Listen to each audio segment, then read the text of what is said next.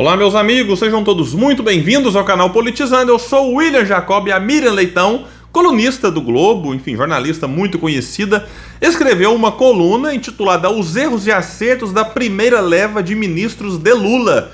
Olha, eu posso até concordar com alguns pontos, mas eu quero trazer reflexões sobre outros pontos, já que ela está criticando Lula pelos motivos que, olha, a gente tem que pensar junto aqui e ver se vocês vão concordar com ela ou não. Eu quero ponderar algo mais antes, eu quero pedir a ajuda de quem chegou no canal, não está inscrito ainda. Se puder, se inscreva, ativa aí o sininho das notificações. Se assistir esse vídeo e gostar, manda o dedinho no like, se não gostar, dedinho no dislike, comenta aqui embaixo e compartilha para que mais pessoas venham para o canal Politizando, um espaço que luta por um Brasil melhor. Pessoal, eu começo dizendo o seguinte: a diversidade no ministério a gente vê depois. Essa ideia que ficou da fala do presidente Lula foi muito ruim. Ter no palco 8 homens e apenas uma mulher, Gleisi Hoffmann, que não será ministra, é um sinal que não combina com a campanha, com a proposta e com a frente ampla. Poxa, peraí. Vamos tratar aqui do primeiro ponto. A turma que fez o L, que votou no Lula já no primeiro turno, tendo várias opções, votou sabendo que o Lula nunca se comprometeu com dividir os ministérios de forma igual entre homens e mulheres. E ele teve chance para fazer esse comprometimento. Ele foi questionado num dos debates, saiu pela tangente. E aí muitos que hoje reclamam, na ocasião nada falaram, não era hora de criticar o PT, não cobraram a posição pública de Lula sobre o assunto lá na ocasião e agora ensaiam uma reclamação mais forte sobre isso. E eu vou trazer reflexões sobre, enfim, se a gente realmente tem que focar nisso ou em outras questões. Mas quando se deveria cobrar para quem defende esse tipo de igualdade lá atrás, não foi cobrado. Agora tá aí, né, o Lula não tem compromisso com manter, porque não prometeu. E outro ponto curioso é que eu não vejo pessoas próximas ao Lula, como tenho visto agora recentemente, cobrando a cota desenvolvimentista. Então tudo bem para aqueles que, sentir falta desse grupo, estar representado nessa primeira leva de ministros. Só anunciou 5 e deve ter ministério com força. Tá falando aí em desmembrar o da economia, criar mais o outro, criar esse e aquele. Vamos ver, não sei a quantidade de ministério que nós teremos, mas já tem aí um movimento forte de questionamento em relação, a essa primeira leva de ministros, vamos dizer assim novamente, mas não vejo ninguém falando assim, cadê o ministro desenvolvimentista? Cadê o ministro que cobra uma mudança em relação ao modelo econômico que nós temos, que prejudica brancos, negros, homens, mulheres, gays, héteros, indígenas, não indígenas? Esse é o ponto. Então existe sim uma luta, não quero aqui desmerecer a luta de muitos, mas que não apontam para o cerne do problema, que é esse modelo econômico. E aí, claro, eu quero aqui tratar que eu não sou contra você ter mais mulheres, mais negros, mais indígenas, mais LGBTs nos ministérios, não. Mas não adianta cobrar maior diversidade se essa diversidade for preenchida com pessoas que vão manter a estrutura perversa como nós temos tido. Nós temos um exemplo no governo Bolsonaro, Damares Alves, ministra da Mulher, dos Direitos Humanos, enfim. Aí vão ter agora pessoas defendendo a manutenção da Damares Alves desse ministério. Ela já saiu para disputar a eleição, venceu, foi senadora. Fernando Holliday, por exemplo, é negro. Mas se tem aqui 2 casos de pessoas que, na minha opinião, prestam um desserviço à sociedade de um modo geral e também em relação àqueles segmentos que, em tese, eles deveriam lutar a favor. Outro exemplo, o governo Bolsonaro, o Sérgio Camargo, é negro, esteve à frente da Fundação Palmares no governo Bolsonaro. Enfim, mas é alguém que atuou para prejudicar, na minha opinião, posso estar errado, deixa aqui o comentário de vocês.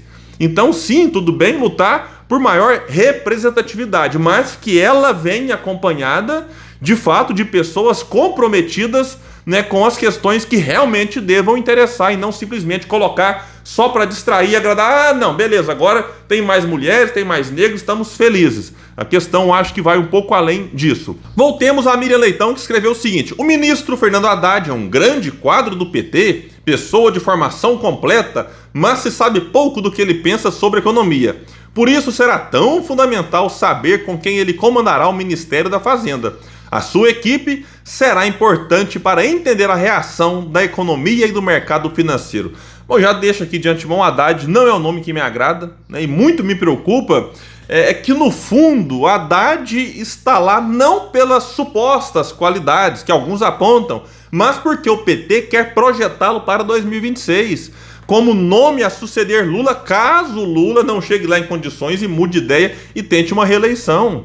Por que, William, você está tão preocupado com a Haddad sendo do PT em 2026? Olha, é só olhar para o histórico do Haddad. Né, perdeu para o Dória que não estava nem na política, virou prefeito de São Paulo, derrotando o Haddad sentado na cadeira, Haddad que perdeu no primeiro turno para o voto branco e nulo. Aí depois entenderam que ele era o nome ideal para derrotar Bolsonaro, Lula na cadeia mentindo que era candidato, sem poder ser, depois a justiça disse o óbvio, não pode ser, e o Haddad é Lula, Lula é Haddad. A gente viu no que deu, ajudou a eleger Bolsonaro sim, porque as pesquisas mostravam que ele perderia, enquanto o Ciro Gomes venceria Bolsonaro em 2018. Aí chega 2022... Haddad, o mais rejeitado no estado de São Paulo. O PT bateu o pé, vai ser o nome do partido para disputar o governo de São Paulo. Perdeu para o Tarcísio, que nunca disputou e nunca tinha vencido uma eleição. Aí vão achar que em 2026, dependendo do que acontecer, e tomara que aconteça. Que esse país deslanche, se desenvolva, que a economia bombe, ele nesse ministério, chega lá com alguma força. Mas eu acho que o histórico requer cautela. E mais, Haddad é tido por muitos como liberal. Então é alguém que faz acenos aos progressistas, mas defende o que ele próprio disse em 2018, tem falas dele aí, um liberalismo com a preocupação social. Se perguntar isso para Simone Tebet, para o Luciano Huck, estou pegando aqui duas figuras extremamente criticadas pelos petistas, que absurdo votar no liberal como a Simone Tebet ou o Luciano Huck, eles vão falar a mesma coisa. Liberalismo com preocupação social, é o liberalismo social ou o social-liberalismo, é isso. E aí ele já sinaliza, inclusive,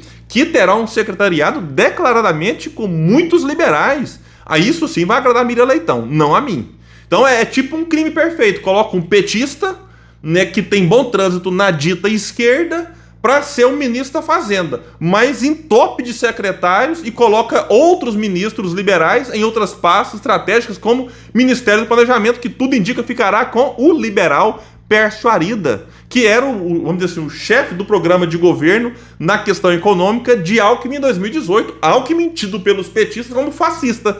Que o Lula diz em 2018, Alckmin é Temer, Temer é Alckmin. Agora está o Alckmin vice do Lula, e quem comandava o modelo é o programa econômico do Alckmin, na transição do governo Lula, e tudo indica será ministro do planejamento com os bancos públicos sob o seu guarda-chuva. Isso aí já é divulgado, já dão como certo, já está precificado no mercado, que é uma coisa que muitos gostam de falar. Voltando a Miriam Leitão, o ministro Flávio Dino é a escolha certíssima para o Ministério da Justiça, e é um acerto também não dividir o ministério nesse momento. Bom, eu também gosto do Flávio Dino, para quem acha que eu estou aqui só para implicar com tudo que o PT faz, não. Acho que Flávio Dino, sim, é um bom nome. Achei a escolha aqui acertada. Outro acerto, vai destacar aqui de novo a Miriam, é a visão que Lula demonstrou na segurança. Isso será tratado com cooperação federativa com o governo federal, estados e municípios. E que segurança é também a presença do Estado com todos os seus braços de políticas públicas. Aí ela vai falar agora do ministro da Defesa. O ministro José Múcio Monteiro para o Ministério da Defesa era amplamente sabida, mas não foi uma boa escolha. Depois de 4 anos de um comportamento muitas vezes desviante das funções constitucionais, as Forças Armadas escolheram o ministro. Ele foi escolhido por ser aceito pelos militares e não como parte da reconstrução da autoridade civil sobre as Forças Armadas. Eu confesso que nunca prestei atenção no José Múcio, não acompanhei entrevistas dele para estar aqui para falar a favor ou contra, confesso isso para vocês.